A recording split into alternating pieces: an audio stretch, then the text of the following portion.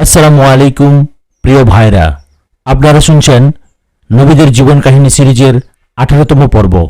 আর আজ শুনছেন হযরত ইউসুফ আলাইহিস সালামের জীবনীর 4র্থ অংশ। যারা চ্যানেলটিকে সাবস্ক্রাইব করেননি দয়া করে সাবস্ক্রাইব করে দিবেন, এবং যারা ইতিপূর্বে সাবস্ক্রাইব করে নিয়েছেন তাদের অসংখ্য ধন্যবাদ। ইয়াকুব আলাইহিস সালাম দৃষ্টিশক্তি ফিরে পেলেন।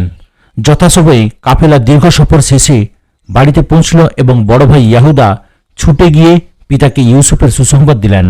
অতঃপর ইউসুফের প্রদত্ত জামা পিতার মুখের উপরে রাখলেন। আল্লাহর ইচ্ছায় সাথে সাথে তাঁর দৃষ্টিশক্তি ফিরে এলো।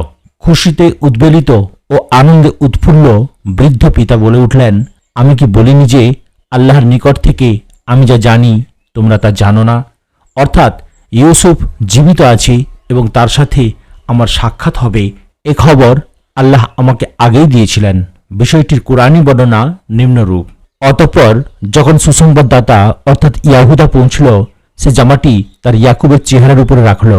অমনি তাঁর দৃষ্টিশক্তি ফিরে পেল এবং বলল, আমি কি তোমাদের বলিনি যে আমি আল্লাহর পক্ষ থেকে যা জানি তোমরা তা জানো না? সূরা ইউসুফ আয়াত নম্বর 96। ঘামের গন্ধে দৃষ্টিশক্তি ফেরা সম্পর্কে বৈজ্ঞানিক তথ্য। ইউসুফ আলাইহিস সালামের ব্যবহৃত জামা প্রেরণ ও তা মুখের উপর রাখার মাধ্যমে দৃষ্টিশক্তি ফিরে পাওয়ার এই বিষয়টির উপর বর্তমানে গবেষণা হয়েছে এবং দেখানো হয়েছে যে মানবদেহের ঘামের মধ্যে এমন উপাদান আছে যার প্রতিক্রিয়ায় দৃষ্টিশক্তি ফিরে আসা সম্ভব। উক্ত গবেষণার মূল সূত্র ছিল ইউসুফ আলাইহিস সালামের ব্যবহৃত জামা মুখের উপরে রাখার মাধ্যমে ইয়াকুব আলাইহিস সালামের দৃষ্টিশক্তি ফিরে পাওয়ার কুরআনী বর্ণনা। পিতার নিকটে ছেলেদের ক্ষমা প্রার্থনা। প্রকৃত ঘটনা সবার নিকটে পরিষ্কার হয়ে গেল। লজ্জিত ও অনুতপ্ত বিমাতা ভাইরা সবাই এসে পিতার কাছে করজোড়ে ক্ষমা প্রার্থনা করল এবং আল্লাহর নিকটে তাদের জন্য ক্ষমা প্রার্থনা করার অনুরোধ করল। যেমন আল্লাহ বলেন, তারা বলল, হে আমাদের পিতা, আমাদের অপরাধ মার্জনার জন্য আল্লাহর নিকটে ক্ষমা প্রার্থনা করুন। নিশ্চয়ই আমরা গুনাহগার ছিলাম। পিতা বললেন, সত্তর আমি আমার পালনকর্তার নিকটে তোমাদের জন্য ক্ষমা চাইব।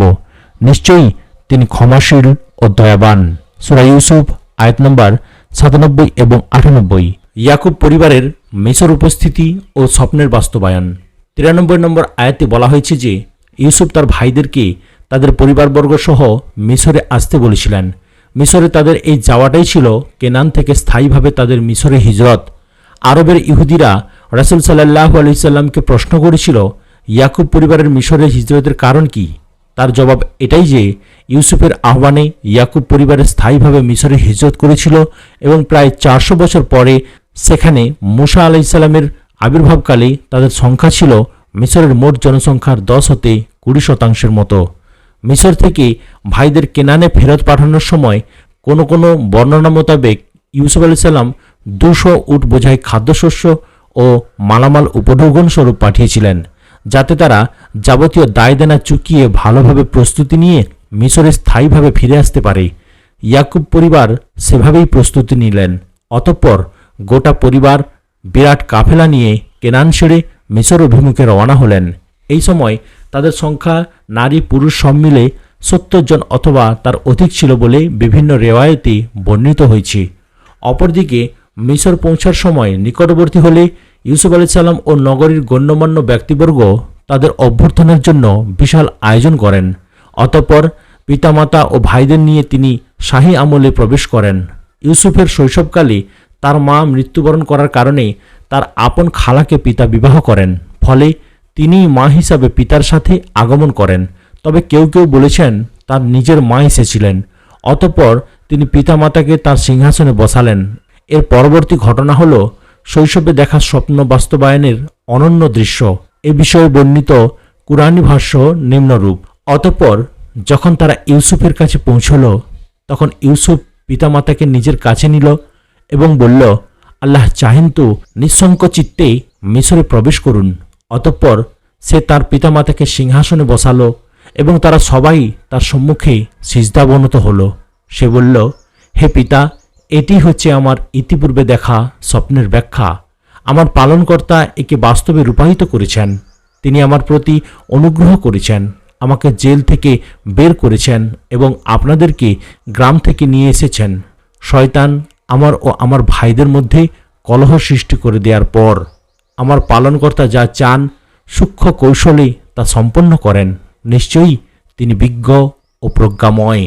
সূরা ইউসুফ আয়াত নম্বর 99 এবং 100। দীর্ঘ বিচ্ছেদের পর পিতা পুত্রের মিলনের সময় ইউসুফের কথাগুলি লক্ষণীয়।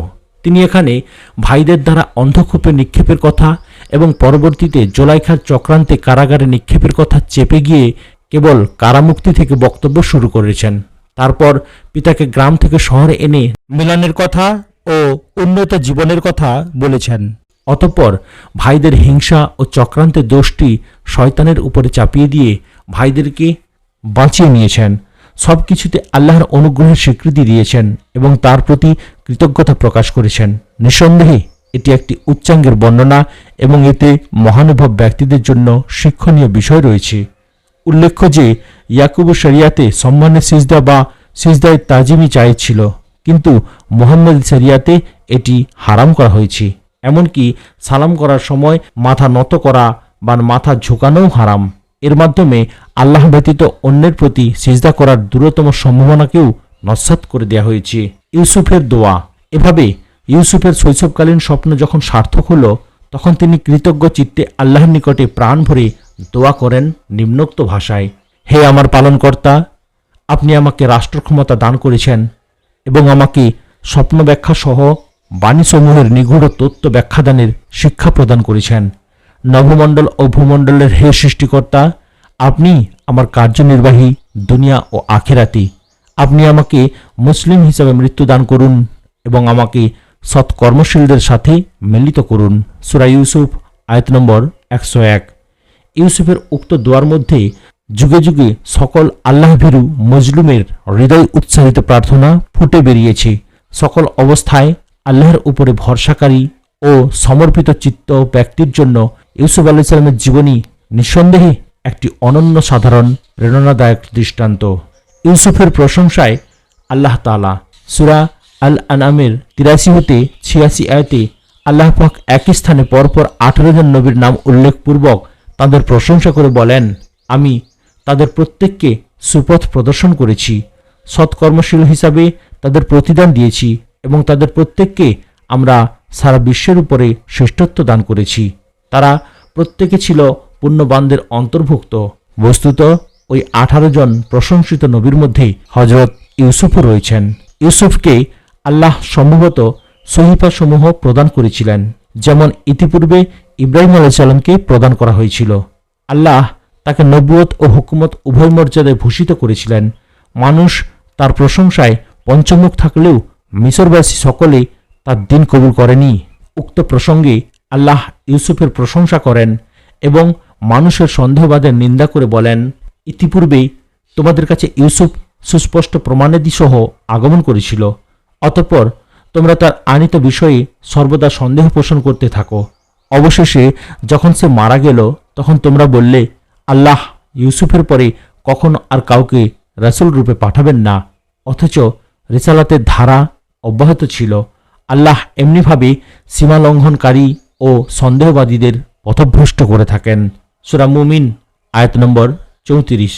শেষ নবীর প্রতি আল্লাহর সম্বোধন ও সান্ত্বনা প্রদান। 3 থেকে 101 পর্যন্ত অর্থাৎ 99টি আয়াতে ইউসুফের কাহিনী বিস্তৃতভাবে বর্ণনা করার পর আল্লাহ পাক শেষ নবী মুহাম্মদ সাল্লাল্লাহু আলাইহি সাল্লামকে সম্বোধন করে বলেন, এগুলি হলো গায়েবী খবর যা আমরা তোমার কাছে প্রত্যাদেশ করলাম। তুমি তাদের নিকটে অর্থাৎ ইউসুফ ভ্রাতাদের নিকটে ছিলে না, যখন তারা তাদের পরিকল্পনা আঁটছিল এবং ষড়যন্ত্র করছিল। সূরা ইউসুফ আয়াত নম্বর 102। এর দ্বারা আল্লাহ একথা বোঝাতে চেয়েছেন যে প্রায় 2500 বছর পূর্বে ঘটে যাওয়া ইউসুফ ও ইয়াকুব পরিবারের এই অলৌকিক ঘটনা ও অশ্রুতপূর্ব কাহিনী সবিস্তারে ও সঠিকভাবে বর্ণনা করা নবুয়তে মুহাম্মাদির এক অকাট্য দলিল। কোরআন অবতরণের পূর্বে এ ঘটনা মক্কাবাসী মোটেই জানত না। যেমন আল্লাহ অন্যত্র বলেন, ইতিপূর্বে নবীদের এ সকল ঘটনা না তুমি জানতে না তোমার স্বজাতি জানত। সূরা হুদ আয়াত নম্বর 49।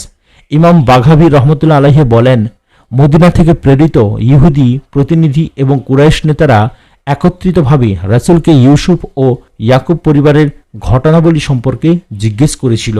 তাদের প্রশ্নের জবাবে ওহির মাধ্যমে প্রাপ্ত উপরোক্ত ঘটনাবলী সুন্দরভাবে বলে দেওয়া সত্ত্বেও এবং তা তাওরাতের অনুকূলে হওয়া সত্ত্বেও যখন তারা অবিশ্বাস ও কুফরিতে অটল রইল, তখন রাসূলুল্লাহ সাল্লাল্লাহু আলাইহি সাল্লামের অন্তরে দারুণ আঘাত পেলেন।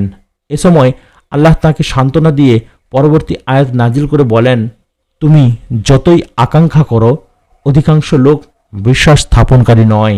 সূরা ইউসুফ আয়াত নম্বর 103। তাফসিরে বাগাভি, অর্থাৎ নবী হিসাবে একমাত্র কাজ হলো প্রচার করা ও সাধ্যমতো সংশোধনের চেষ্টা করা। চেষ্টাকে সফল করার দায়িত্ব বা ক্ষমতা কোনোটাই নবীর এখতিয়ারাধীন নয়। কাজেই লোকদের অবিশ্বাস বা অস্বীকারে দুঃখ করার কিছুই নেই। যেমন আল্লাহ অন্যত্র বলেন, তারা যা বলে আমরা তা সম্যক অবগত আছি, তুমি তাদের উপরে জবরদস্তিকারী নও। অতএব যে আমার শাস্তিকে ভয় করে তাকে কুরআনের মাধ্যমে উপদেশ দাও। সূরা কাফ আয়াত নম্বর 45। ইউসুফের কাহিনী এক নজরে। 1. জন্মের বৎসরাধিককাল পরেই মায়ের মৃত্যু। 2. অতঃপর ফুফুর কাছে লালন পালন। 3. ফুফু ও পিতার স্নেহের দ্বন্দ্বে ফুফু কর্তৃক চুরির অপবাদ প্রদান। অতঃপর চুরির শাস্তিস্বরূপ ফুফুর দাসত্ব বরণ। 4. শৈশবে স্বপ্নদর্শন ও পিতার নিকটে বর্ণনা। 5. পিতৃস্নেহের আধিক্যের কারণে ভ্রাতৃহিংসায় পতিত হন এবং তাকে হত্যার চক্রান্ত হয়। 6. পরে জঙ্গলে নিয়ে হত্যার বদলে অন্ধকূপে নিক্ষেপ করা হয়। 7. সেখান থেকে প্রসিদ্ধ মতে 3 দিন পরে একটি পথহারা ব্যবসায়ী কাফেলার নিক্ষিপ্ত বাগদিতে করে উপরে উঠে আসেন। 8. অতঃপর ভাইদের মাধ্যমে ব্যবসায়ী কাফেলার নিকটে কৃতদাস হিসাবে স্বল্প মূল্যে বিক্রি হয়ে যান। 9. অতঃপর আজিজে মিশর কিতফিরের গৃহে কৃতদাস হিসাবে পদার্পণ করেন ও পুত্র স্নেহে লালিত পালিত হন। 10. যৌবনে গৃহস্বামী স্ত্রী জুলাইখার কুনজরে পড়েন। 11. অতঃপর সেখান থেকে ব্যভিচার চেষ্টার মিথ্যা অপবাদে কারাগারে নিক্ষিপ্ত হন। 12. প্রসিদ্ধ মতে 7 বছর কারাগারে থাকার পর বাদশাহর স্বপ্ন ব্যাখ্যাদানের ওসিলায় বেকসুর খালাস পান এবং তার পূর্বে সম্ভবত জেলখানাতেই তার নবুয়ত লাভ হয়। 13. অতঃপর বাদশাহর নৈকট্যশীল হিসাবে বরিত হন। 14. এ সময় কিতফিরের মৃত্যু এবং বাদশাহর উদ্যোগে জুলাইখার সাথে ইউসুফের বিবাহ হয় বলে ইসরায়েলি বর্ণনায় প্রতিভাত হয়, তবে এতে মতভেদ রয়েছে। 15. বাদশাহ ইসলাম কবুল করেন বলে বর্ণিত হয়েছে এবং ইউসুফকে অর্থ মন্ত্রণালয় সহ দেশের পুরা শাসনভার অর্পণ করে তিনি নির্জনবাসী হন। 16. দুর্ভিক্ষের 7 বছরের শুরুতে কেনান থেকে ইউসুফের সৎ ভাইয়েরা খাদ্যের সন্ধানে মিশরে আসেন এবং তিনি তাদের চিনতে পারেন। দ্বিতীয়বার আসার সময় তিনি বেনিয়ামিনকে সাথে আনতে বলেন। 17. বেনিয়ামিনকে আনার পর বিদায়ের সময় তার খাদ্যশস্যের বস্তার মধ্যে ওজনপাত্র রেখে দিয়ে কৌশলে চোর বানিয়ে তাকে নিজের কাছে আটকে রাখেন। 18. বেনিয়ামিনকে হারানোর মনোকষ্টে বেদনাহত পিতা ইয়াকুব স্বীয় পুত্র ইউসুফ ও বেনিয়ামিনকে একত্রে পাওয়ার ব্যাপারে আল্লাহর নিকট থেকে বিশেষ জ্ঞান অথবা গোপন ওহী লাভ করেন। 19. ইউসুফ ও বেনিয়ামিনকে খুঁজে আনার জন্য ছেলেদের প্রতি তিনি কড়া নির্দেশ দেন এবং সে মতে তারা পুনরায় মিশর গমন করেন। 20. এই সময় আজিজে মিশরের সঙ্গে সাক্ষাৎকালে ভাইদের মুখে বৃদ্ধ পিতার ও দুস্থ পরিবারের দুরবস্থার কথা শুনে ব্যথিত ইউসুফ নিজেকে প্রকাশ করে দেন। 21. তখন ভাইরা তার নিকটে ক্ষমা প্রার্থনা করেন এবং নিজেদের অপরাধ স্বীকার করেন। ইউসুফের নির্দেশে ভাইরা কেনানে ফিরে যান এবং ইউসুফের দেওয়া তার ব্যবহৃত জামা তার পরামর্শ মতে অন্ধ পিতার চেহারার উপরে রাখার সাথে সাথে তিনি দৃষ্টিশক্তি ফিরে পান। 23. অতঃপর ইউসুফের আবেদনক্রমে গোটা ইয়াকুব পরিবার মিশরে স্থায়ীভাবে হিজরত করে। 24. মিশরে তাদেরকে রাজকীয় সম্বর্ধনা প্রদান করা হয় এবং প্রসিদ্ধ মতে 40 বছর পর পিতা ও পুত্রের মিলন হয়। 25. অতঃপর পিতামাতা ও 11 ভাই ইউসুফকে সম্মানে সিজদা করেন। 26. এভাবে শৈশবে দেখা ইউসুফের স্বপ্ন বাস্তবায়িত হয় এবং একটি করুণ কাহিনীর আনন্দময় সমাপ্তি ঘটে। ইয়াকুব আলাইহিস সালামের মৃত্যু। ইয়াকুব আলাইহিস সালাম মিশরে 17 বছর বসবাস করার পর 147 বছর বয়সে সেখানে মৃত্যুবরণ করেন এবং ওসিয়ত অনুযায়ী তাকে কেনানে পিতা ইসহাক ও দাদা ইব্রাহিম আলাইহিস সালামের কবরের পাশে সমাহিত করা হয়। ইউসুফ আলাইহিস সালামের মৃত্যু। ইউসুফ আলাইহিস সালাম 120 বছর বয়সে মিশরে ইন্তেকাল করেন। তিনিও কেনানে সমাধিস্থ হওয়ার জন্য ওসিয়ত করে যান। তার 2 ছেলে ছিল, ইকরাইম ও মানসা। কেনানের উক্ত স্থানটি এখন ফিলিস্তিনের হেব্রন এলাকায় আল খালিল নামে পরিচিত। আল্লাহ বলেন, নিশ্চয়ই নবীগণের কাহিনীতে জ্ঞানীদের জন্য শিক্ষণীয় বিষয়সমূহ রয়েছে। সূরা ইউসুফ আয়াত নম্বর 111। ঐতিহাসিক মানসুরপুরি বলেন, ইউসুফ আলাইহিস সালামের অবস্থার সাথে আমাদের নবী সাল্লাল্লাহু আলাইহি সাল্লামের অবস্থার পুরোপুরি মিল ছিল। দুজনেই সৌন্দর্য ও পূর্ণতার অধিকারী ছিলেন। দুজনকেই নানাবিধ পরীক্ষায় উত্তীর্ণ হতে হয়েছে। দুজনের মধ্যে ক্ষমা ও দয়াগুণের প্রাচুর্য ছিল। দুজনেই স্ব অত্যাচারী ভাইদের উদ্দেশ্যে সাধারণ ক্ষমা ঘোষণা করে বলেছিলেন, আজ তোমাদের বিরুদ্ধে কোনো অভিযোগ নেই। দুজনেই আদেশ দানের ও শাসন ক্ষমতার মালিক ছিলেন এবং পূর্ণ কামিয়াবি ও প্রতিপত্তি থাকা অবস্থায় দুনিয়া থেকে বিদায় হয়েছেন। পূর্বে বর্ণিত ঐতিহাসিক বর্ণনাসমূহের সাথে মানসুরপুরের বর্ণনার মধ্যে কিছু গরমিল রয়েছে। ঐতিহাসিকগণের মধ্যে এরূপ মতপার্থক্য থাকাটা স্বাভাবিক। এক্ষেত্রে আমাদের বক্তব্য এই যে, কোরআন ও সহিহ হাদিসের বাইরে সকল বক্তব্যের উৎস হল ইসরায়েলি বর্ণনাসমূহ। সেখানে বক্তব্যের ভিন্নতার কারণেই মুসলিম ঐতিহাসিকদের বক্তব্যে ভিন্নতা এসেছে।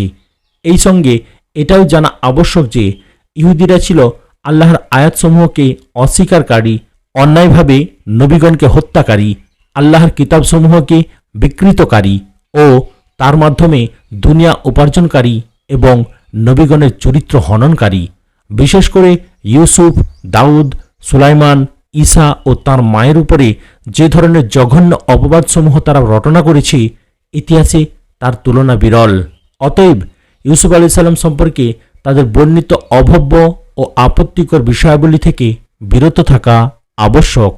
আজ এখানে সমাপ্ত করলাম। ভিডিওর পরবর্তী অংশ দেখার জন্য চ্যানেলটিকে সাবস্ক্রাইব করুন, লাইক, কমেন্ট এবং শেয়ার করতেও ভুলবেন না।